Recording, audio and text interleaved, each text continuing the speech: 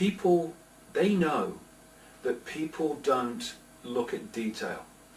People get their perceptions from an image of something, a feeling, a perception, not detail. So they'll put a guy up, like you just mentioned. They'll say, Professor so-and-so. Oh, he's a professor. He must know what he's talking about. They don't say, well, hold on a second. He's talking about climate change and all that stuff. What's he a professor of? And, you know, this IPCC, climate change fake scientific body, is awash with people making assumptions and statements of fact about the climate. They have no background in climate science whatsoever. But because people get it, they don't just call him professor something, people will believe it. That's how it works. That's how it works. Well, just coming on to the kind of, you were talking about the corruption of Al Gore. I mean, he's been recently labelled an energy hog because he lives in a big mansion and he was running up a monthly bill of $1,359, and that apparently is the twice the yearly amount of the average American home.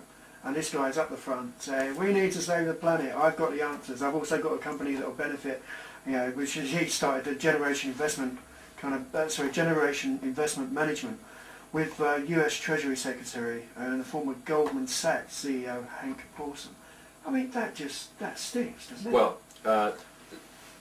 when you get up into the, because of this pyramid structure I talked about, when you get into the higher echelons of this pyramid structure, the same people come up across the range of different pyramids.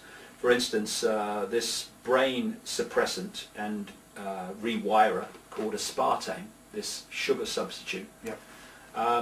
Was brought onto the market by Donald Rumsfeld when he was Chief Executive Officer of Cell Pharmaceuticals that sold out to Monsanto.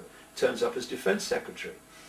When a European engineering giant called ABB sold nuclear technology to North Korea in the year 2000, on the board was Donald Rumsfeld, right?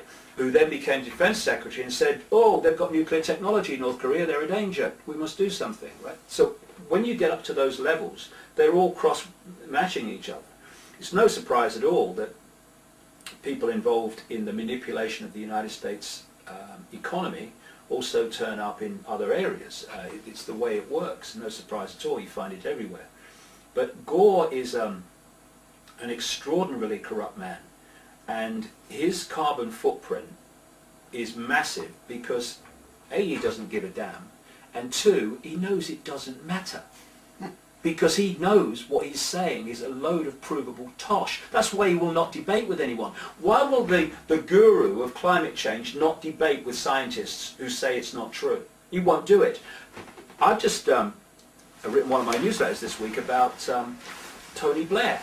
Tony Blair's now become a guru of climate change through an organisation we need to watch very carefully called the Climate Group, based out of London and has offices around the world.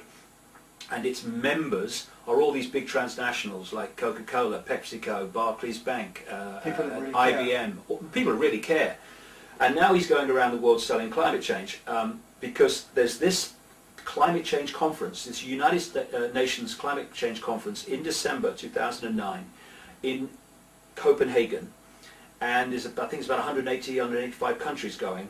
And they want global laws of Orwellian nature to meet the threat of climate change agreed at that conference. So now they're throwing everything. And so Blair's been brought out. You know, who can lie for us and have no shame? Well, no, Al's busy, so hey, get Tone on the phone, right? And he's off now. He's climate change guru. Yeah. And he was asked at a news conference when he announced this what he did in his own life and his own homes to stop producing carbon dioxide. And as one newspaper report said, there was just an embarrassing silence. It's just a scam. Yeah. That's all it is. And if you don't think it's a scam, then do yourself a favour, do your grandchildren a favour, do your kids a favour, get on the internet, put in a few words in a search engine, global warming conspiracy, climate change conspiracy, climate change scam, keep going and find it. Go to my website, davidicke.com, go into the Planetary Change Research Archive, and it's all there for you, totally free of charge. Get aware of what's going on, because climate change is a major vehicle for introducing this Orwellian state through problem, reaction, solution. And just to finish that whole sequence off that we've been talking about, problem, reaction, solution works with the totalitarian tiptoe, which is, you know that this is where you're going, and you're here now. You know if you go in one leap, the change is going to be so big, people are going to go, hey, never mind the game show a second, what's going on? And so you do it in steps. You do it as big as steps as you can, but not so big that people go, hey, there's something going on here. But they got so confident now, the steps are getting faster and faster. So the totalitarian tiptoe is how we went from a free trade area in Europe, just good for jobs, help stop more wars in Europe, it'd be really good, nothing else, honest. Step, step, step, step, step. And now we have a centralized fascist dictatorship in Europe, which overrides national laws. And if Ireland, I'm going over there to talk just before it, but if Ireland say yes to this Lisbon Treaty in their second vote, then there's democracy for you. There's freedom. They've already voted no, and then they said no, we got the wrong result. They've got to do it again. If they'd have voted yes, would they have had a second referendum just to check? Let me think about that. So it's a conspiracy, and the agenda, as I say in my books, the agenda does not take no for an answer. That's why Ireland vote no. We have another referendum, and they're going to get the right answer this time. So they won. If that Lisbon Treaty goes through, then for a start, they're strongly talking about Tony Blair. You know, the man who, you know, if there's a half-truth in a Blair speech, it's typing error, being president, or the first president of Europe.